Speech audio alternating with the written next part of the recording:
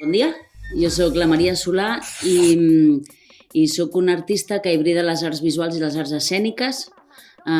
Podríem dir que sóc polímata, que vol dir que no m'especialitzo en res i que totes les meves peces o obres junten els meus diferents interessos i talents.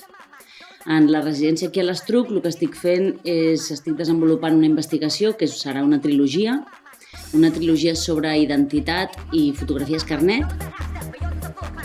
Confesso sense remordiments és la trilogia i neix perquè tinc una col·lecció o tinc una addicció i una fascinació terrible en el que són les fotografies de carnet, en aquest fenomen social que ha diventat el fotomatón. I aleshores vaig titular-la Confesso sense remordiments perquè és com una confessió d'un fetitx que jo he tingut durant més de 20 anys. Llavors, sí que hi ha hagut obstacles, però jo soc una persona superpacient i molt optimista. I aleshores, per mi, els obstacles són reptes més que barreres. Crec que tot acaba sent profitós per la recerca. O sigui, si una cosa no passa és per alguna cosa i segur que hi ha alguna altra opció o t'acaba portant a una altra resolució. Diria que el procés creatiu és intens i et perds, i et trobes, i et frustres i hi ha tota una sèrie d'emocions que has d'estar preparada.